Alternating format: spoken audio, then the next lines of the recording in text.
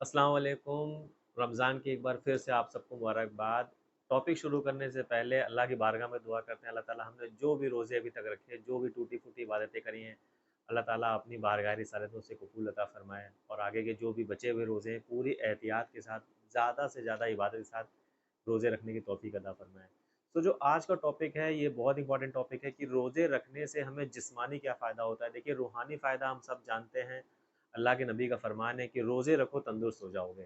तो हम कोशिश करते हैं कि रोज़ों में ज़्यादा से ज़्यादा इबादतें करें। 11 महीने हमने जो भी गुनाह किया है, तो इतना अच्छा महीना जो हमें मिला है, हम उसमें ज़्यादा से ज़्यादा इबादतें करके अल्लाह को राज़ी करने की कोशिश करते हैं। बट इसके हमें जिस्मानी भी बहुत सारे फ़ायदे हैं, तो आइए एक-एक करके जानते हैं कि जिस्मानी तौर पर रोज़ा रखने से हमें क्या-क्या फ़ायदे होते हैं। देखिए, रोज़ा रखने का जो सबसे पहला फ़ायदा है, वो दिमागी तौर पे है कि रोज़ा आपको सब्र दिल बनाता है। अंदर से स्ट्रॉन्ग बनाता है, दिमागी तौर पर तेज़ बनाता है। क्योंकि आप भी जानते हैं, जब आप रोज़ा रखते हैं तो हमारा एक माइंडसेट होता है कि हमें खाना नहीं खाना है, हमें इबादत करनी है और हमारे जो खाने का टाइम है, वो इफ्तार के टाइम पे शुरू होगा। तो हम एक भूख को छोड़कर, एक भूख के माइंडसेट को छोड़कर अपने कामों में लग जाते हैं। तो इस तरह से हम एक दिमागी तौर पे एक स्ट्रॉन्ग इंसान बनते हैं, क्योंकि हमें अपना माइंडसेट पता होता है कि खाना हमें खाना है शाम को, इस बीच हमें मैक्सिमम टाइम पे इबादत करनी है और अपना रोज़मर्रा का काम जो भी आप रोज़ी के लिए जाते हैं, दौड़ते हैं, वो काम हमें करना है।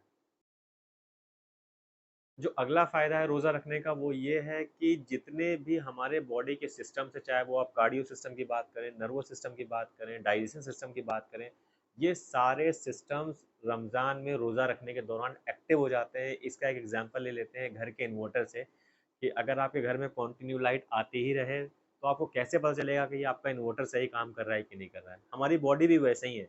अगर आप इसे पूरे साल या हम खाना खाते रहते हैं, हमें जो एनर्जी की ज़रूरत होती है, वो हमें अपने खाने से मिल जाती है। तो हमारी बॉडी में बाकी सिस्टम सही काम कर रहे हैं कि नहीं कर रहे हैं, ये पता चलता है रमज़ान में। क्योंकि जब आप रमज़ान में सहरी कर लेते हैं, उसके बाद आप भूखे रहते हैं, बॉडी को खाना नहीं मिलता है, बट बॉडी की अपनी ज़रूरियात हैं, तो बॉडी को हर एक अंग तक खून पहुँचाना, बॉडी के हर एक सिस्टम को सही से काम करना, ये सारी चीज़ें सही होती हैं रमज़ान में रोज़ा रखने के दौरान। एक एग्ज़ाम्पल ले लेते हैं डाइजेशन सिस्टम का। जब आप खाना खाते हैं तो पूरी बॉडी का जो ब्लड है, वो आपके डाइजेशन सिस्टम की तरफ आता है, क्योंकि उसे मेहनत करनी पड़ती है खाना पचाने के लिए। बट आज आप जब आप खाना नहीं खा रहे होते हैं, मीन्स आप रोज़े से होते हैं, आपका पेट खाली होता है, तो वही ब्लड बॉडी के हर एक पार्ट्स में जाता है और वहाँ के सेल्स को एक्टिव करता है। आप दूसरे लफ्ज़ों में कह सकते हैं कि आप जिस्मानी तौर पर और एक्टिव हो जाते हैं, क्योंकि आपके सारे ऑर्गन्स, सारे सिस्टम एक प्रॉपर तरीके से काम करना शुरू कर देते हैं, क्योंकि उनको एक प्रॉपर ब्लड मिलता है। रोज़ा रखने का जो अगला फ़ायदा है, वो ये है कि हमारी बॉडी को रमज़ान के दौरान जब हम रोज़ा रखते हैं, तो इतना टाइम मिल जाता है कि बॉडी की जो भी गंदगी हो, बॉडी उसे अपने अंदर से बाहर कर देती है।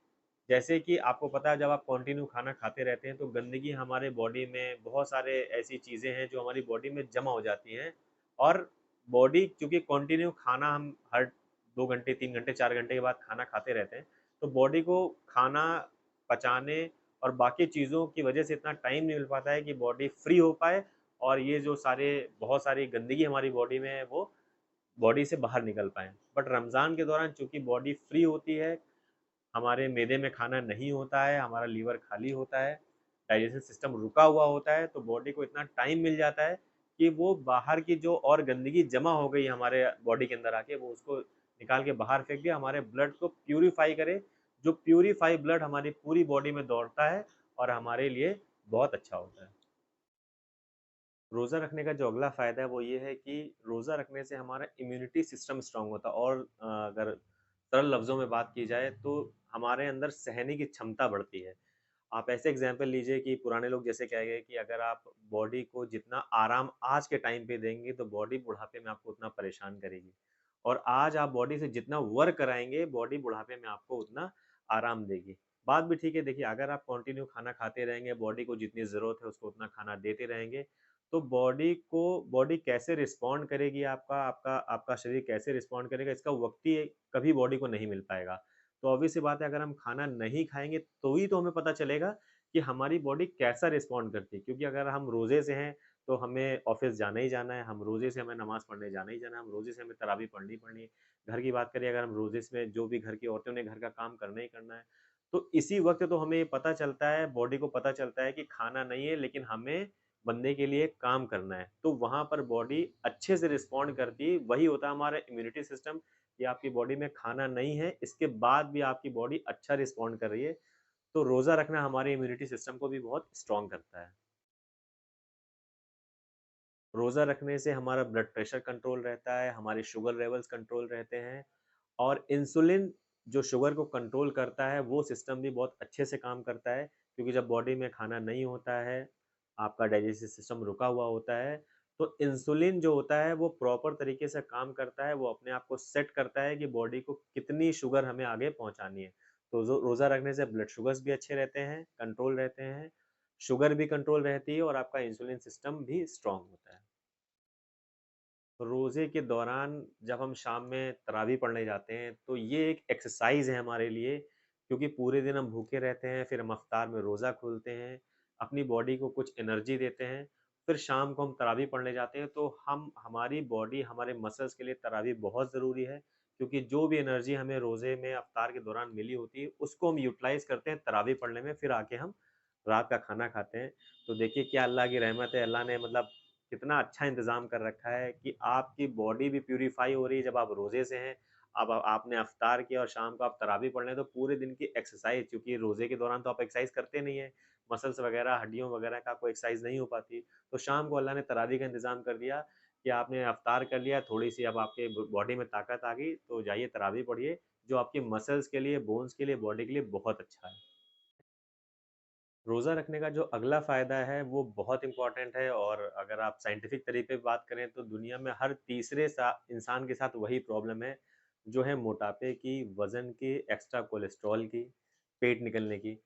तो रोज़ा रखने से कोलेस्ट्रॉल लेवल्स 100% कंट्रोल होते हैं।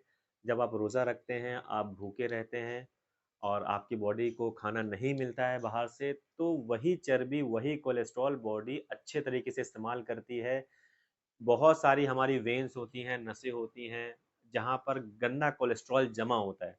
तो जब आप खाना नहीं खाते हैं, आप वर्क करते हैं, तो बॉडी उसी गंदे कोलेस्ट्रॉल को सही तरीके से इस्तेमाल कर लेती है। देखिए, क्या अल्लाह की रहमत है कि आपकी इबादत भी हो रही है और अंदर ही अंदर आपकी बॉडी की सफाई भी चल रही है, आप अंदर से और स्ट्रॉन्ग भी बन रहे हैं। रूहानी तौर पे भी आपको सुकून मिल रहा है और जिस्मानी तौर पे भी अल्लाह ताला आपको अपनी रहमतों से नवाज़ रहा है कि गंदे कोलेस्ट्रॉल को भी वो सही जगह इस्तेमाल करा दे रहा है। तो ये है रमज़ान मुबारक की रहमतें, क्या ही कहा जाए इसके बारे में तो बहुत बड़ा टॉपिक है जो ख़त्म हो जाएगा। अपने टॉपिक पे आते हैं वापस कि कोलेस्ट्रॉल लेवल्स हमारे कंट्रोल होते हैं, शर्त ये है मेरी बात को ध्यान सुनिएगा कि आप अपना रोज़ा सही तरीके से निभाएँ। जैसे कि मैंने आपको अभी एक वीडियो पहले बनाया था सेहरी के बारे में, माशाल्लाह आपने अच्छी सेहरी करी, जिसमें कोलेस्ट्रॉल, तला वगैरह नहीं था, आपने अच्छे से रोज़ा रखा।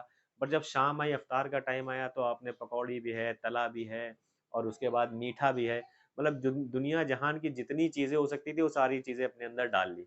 उसके बाद आप रोज़ा खोल के आए, नमाज़ पढ़ के आए, नमाज़ पढ़ के फिर आपने थोड़ा-सा कुछ खा लिया और उसके बाद आपने रात का खाना भी खाया और उसके बाद आपको सुबह फिर सहरी करनी है अच्छे से। तो आप एक तरह से अपने साथ अपने बॉडी के साथ आपने अन्याय किया या गलत किया या फेथफुल नहीं रहे क्योंकि पूरे रोज़े के दौरान जिस समय आपका पेट खाली रहा, आपकी बॉडी ने बहुत अच्छा रिस्पॉन्ड किया, कोलेस्ट्रॉल लेवल्स को कंट्रोल किया, मोटापे को कंट्रोल किया, वज़न को कंट्रोल किया। बट जैसे ही इफ्तार शुरू हुआ, वहाँ से लेके सेहरी तक आपने इतना कुछ खा लिया कि इस दौरान जो आप भूखे रहे, इबादत आपने करी, मेहनत करी, वो सारी चीज़ें बर्बाद हो गई। तो इसीलिए कहा जाता है कि आपको सेहरी भी अच्छी करनी चाहिए और आपको इफ्तार भी अच्छा करना चाहिए। यकीन जानिए अगर आप सेहरी अच्छी करेंगे, इफ्तार भी तरीके से करेंगे, रात का खाना भी तरीके से खाएँगे, तला वगैरह नहीं खाएँगे, तो 100% आपके कोलेस्ट्रॉल ज़रूर कंट्रोल होगा, आपके मोटापे पे ज़रूर से ज़रूर कंट्रोल आएगा। बट शर्त ये है कि हमें चीज़ें नियम के हिसाब से करनी है। अगर आप इफ्तार के बाद अंधाधुंध कुछ भी खा लेंगे, तो पूरे दिन आप जो भूखे रहे हैं, आपने सोचा कि अफ्तार मतलब रमज़ान में हम इबादत भी कर लेंगे, अपना वज़न भी कंट्रोल कर लेंगे, फिट भी बन जाएँगे, वो सारी चीज़ें बेकार हो जाती हैं। आपने देखा होगा यूट्यूब पे अब बहुत सारे वीडियोज़ लोग बनाते हैं कि डाइट प्लान इफ्तार मतलब रमज़ान में फ़ॉलो करें।